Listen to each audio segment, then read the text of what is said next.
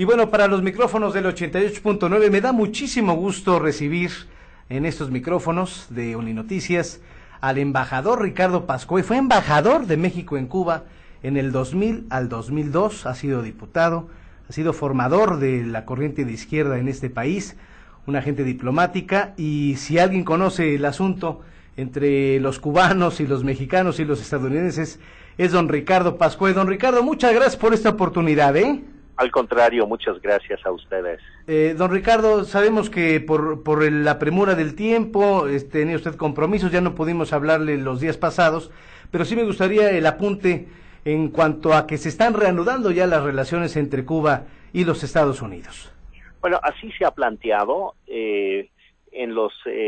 Nada más hago el comentario de que en los días posteriores, los comentaristas, los analistas, más bien se han dedicado no a felicitarnos a todos por este paso que ha tomado tanto Estados Unidos como Cuba, sino más bien a señalar todos los problemas que van a enfrentar en el proceso de normalización. Indudablemente es cierto, pero yo creo que aquí hay que aquilatar un valor. El hecho de que hayan decidido hacer este anuncio en los términos en que lo hicieron, incluso con la coordinación de los dos presidentes hablando al mismo tiempo, me parece que lo que refleja es que las cosas están más avanzadas en términos de acuerdos, en términos de lo platicado, de lo que hasta el momento sabemos públicamente. Y esto me parece que es algo que debe de destacarse. Obviamente estamos frente a un proceso, lo sabe Obama, lo sabe Raúl Castro, pero hay un elemento fundamental. Por las razones que yo creo que están a la vista de todos, especialmente el hecho de que Cuba, que ha tenido siempre el requerimiento de tener socios internacionales potentes para ayudar a la situación económica de la isla, está enfrentando hoy el hecho de que sus tres alternativas de socios, por una u otra razón, están ya entrando en crisis. Bueno, Venezuela está en crisis económica y está pues a un paso de quedar casi diría como país inválido en la opción de ayuda.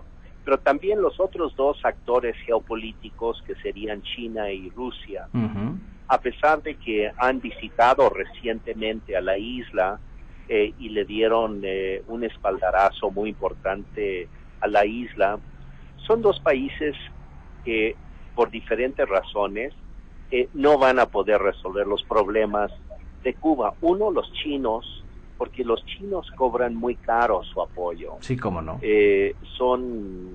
No es un apoyo desinteresado ni ideológico, es un apoyo que pretende extraer de la isla todo lo que puede extraer en términos de riqueza y especialmente materia prima, en la minería, en el petróleo, etcétera. Y los cubanos también ven eso con cierto recelo. Y Rusia está ahora en crisis económica por el tema del petróleo.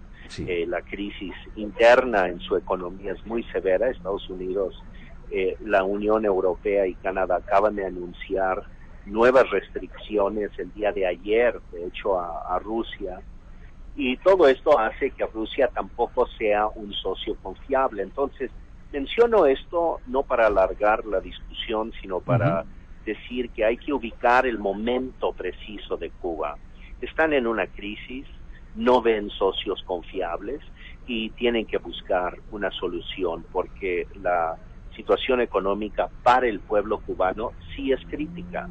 Y entonces cualquier solución que venga tiene que traer una posibilidad de rápidamente solventar por lo menos necesidades inmediatas. Claro. De ahí que, por ejemplo, al mirar hacia Estados Unidos, una de las cosas que pide inmediatamente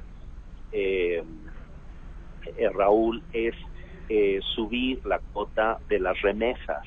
Sí. de $500 a $2,000. Sí, sí, sí. Por esta razón, porque eso afecta inmediatamente, es algo que el día de mañana mejora o por lo menos ayuda a solventar la situación crítica de muchas familias cubanas. Habida cuenta que tantas familias cubanas, yo diría prácticamente todas las familias cubanas, tienen a alguien en el exterior que les puede enviar remesas.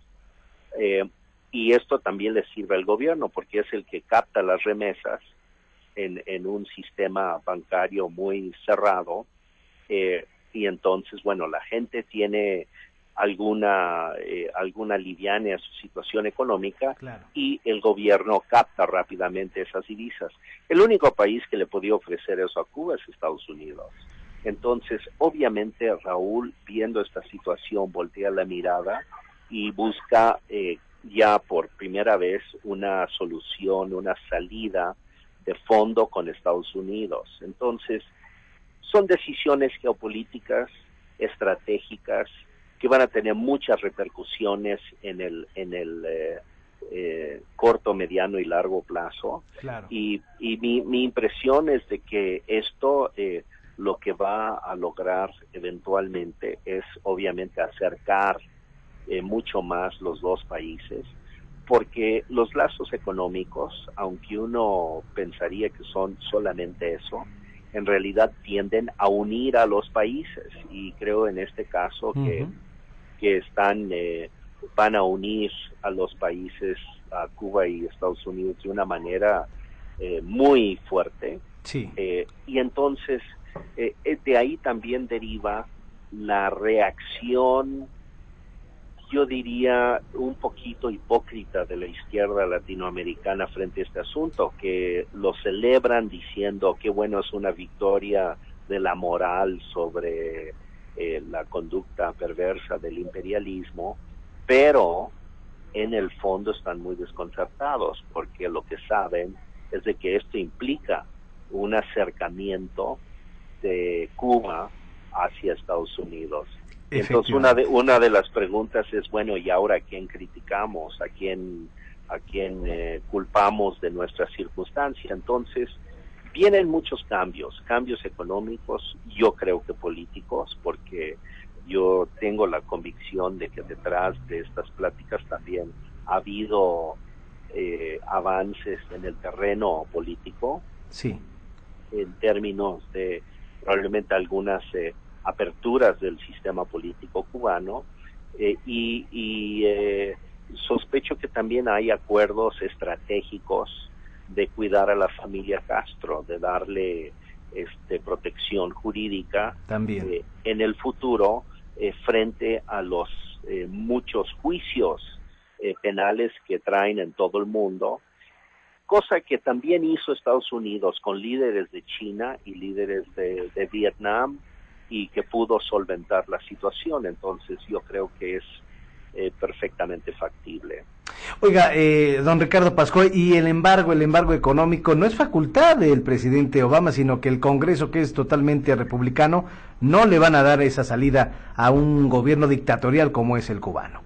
¿Quién sabe? No, yo no lo vería así, la mayoría de los legisladores estadounidenses en el Senado y en la Cámara de Representantes están a favor de levantar el embargo, a favor, porque hay muchos negocios que hacen, por ejemplo, los granjeros del centro de Estados Unidos con Cuba desde hace años y quieren incrementar esa relación económica. Entonces, yo pienso que todo lo contrario, que la mayoría del Congreso sí va a votar a favor de levantar el embargo, aunque sea de manera paulatina o por peldaños, o no sé exactamente qué negociación. Claro. Pero los gritos que estamos escuchando ahorita son de senadores y diputados cubanoamericanos que sí se oponen, pero son una franca minoría hoy por hoy. Y también las encuestas están indicando que una mayoría de la población cubana en Florida está a favor de levantar el embargo. Ah, mire. Porque ya la mayoría de los cubanos en Miami ya no son de los viejos recalcitrantes, exiliados políticos. Los que han llegado a Miami los últimos 20 a 30 años son exiliados económicos. Es como los mexicanos que vamos a Estados Unidos, no van porque están huyendo del régimen dictatorial en México, están yendo por la situación económica. Y hay que distinguir muy claramente entre migraciones económicas y migraciones políticas. La primera camada, los años 60 hasta quizás mediados de los 70, sí era una migración política, pero a partir de ese momento es una migración económica. Sí. Y los que llegan con el espíritu más bien de buscar mejorar la calidad de vida, quisieran poder volver a su país, subirse al avión, ir con su familia y después regresar a Miami o a donde tengan que... Sí, a donde viven. Donde vivan y atender sus cosas. Entonces, yo en ese sentido soy mucho más optimista. Yo creo que empujando este barco hacia adelante, Obama va a encontrar más colaboración. Por cierto, un comentario adicional. Adelante, don Ricardo, sí. Un senador muy conservador, Ted Cruz, de Texas, criticó acremente a legisladores del Tea Party, o sea, del sector más conservador de Estados Unidos, quienes hablaron a favor de levantar el embargo. Y él decía, ustedes son unos idiotas, no entienden nada. Y respondieron los del Tea Party diciendo, pues, tú crees que no entendemos nada, tú tampoco, y nosotros tenemos nuestra opinión y estamos a favor. Es decir, hasta sectores muy conservadores del Partido Republicano están a favor de levantar el embargo. No ven que tenga ningún sentido ni ninguna utilidad. Entonces, yo no veo tan perdida esa causa. Pues, don Ricardo, le aprecio muchísimo. Quisiera terminar esta charla que ha tenido usted con el auditorio del 88.9 para decir si fue la manera de eliminar la última piedra que tenía la Guerra Fría en este país, en este mundo. Pues yo creo que sí, por lo menos en América Latina ciertamente. Han habido recientemente dos piedras de la Guerra Fría. Sí. Evidentemente la relación de Estados Unidos con Cuba, pero también la guerrilla colombiana, porque las FARC vienen justamente de la Guerra Fría también. Y irónicamente las negociaciones en La Habana están eliminando también esa guerra que lleva mucho tiempo en nuestro país, en nuestro continente. Entonces, yo creo que son dos reflexiones o reflejos o fantasmas de la Guerra Fría que de alguna manera están en proceso de conclusión. Esta apertura entre Estados Unidos y Cuba, y por otro lado la conclusión de la guerrilla en Colombia. Entonces, me parece que son dos ejemplos importantes de cómo concluye, ahora sí históricamente, la Guerra Fría en América Latina. Me parece que es muy positivo. Así es. Y un ultimísimo comentario. No, adelante, don Ricardo, por favor. Sobre cómo afecta esto a México. Sí. Yo lamento muchísimo que México haya estado ausente de este proceso. Me parece que el hecho de que las negociaciones se hayan llevado en Canadá, no en México, sí, refleja lo que hemos perdido diplomáticamente nuestra presencia en América Latina, y creo que perdimos confianza. Creo que ha habido graves errores de nuestra diplomacia. De alguna manera yo lo tomo como una derrota de nuestra diplomacia, nuestra política exterior de México, la ausencia de México en este proceso de negociación y acercamiento. Pues, don Ricardo, la verdad, muy certeras las declaraciones que usted le hace al público del 88.9. Le agradezco muchísimo que se haya tomado el tiempo para platicar de este tema. Si usted lo permite, si usted lo ve así, lo estaremos llamando para este tipo de temas y de otros que a usted se le ocurra desarrollar, porque lo leemos además con mucho interés en el Excelsior, ¿eh? Muchas gracias, con muchísimo gusto estoy a sus órdenes. Muchas gracias, don Ricardo, gracias. Don Ricardo Pascoe, claro que tiene todo el derecho de opinar, él fue embajador de México en Cuba, y sí, tiene razón Ricardo, Claudio y amigos, porque empezó a deteriorarse esa relación con América Latina justamente con el periodo del presidente Fox. Al señor Ricardo Pascoe le tocó el come si te vas, esa reunión en Monterrey, donde ya lo puso como de 8 en el milenio Carlos Marín, cuando se le dice a Vicente Fox, le dice a Fidel Castro que no vaya a molestar al presidente Bush, que nada más esté participando y que se retire a La Habana. Por eso es el comes y te vas. Y también a Pascual le tocó el famosísimo guaguazo, esa guagua o el autobús que llegaba con cubanos, que llegó a la embajada mexicana para exiliarse, en donde estuvo a punto de causar un conflicto en el 2001 entre Cuba y México, que sí se deterioraron muchísimo las relaciones. Pero ahí está Ricardo Pascoe, toda una autoridad para hablar de estas relaciones. Dice que están ya flaqueando, se están debilitando los países que apoyan a Cuba, y que por eso pues prácticamente le está cerrando ya el ojo a los estadounidenses.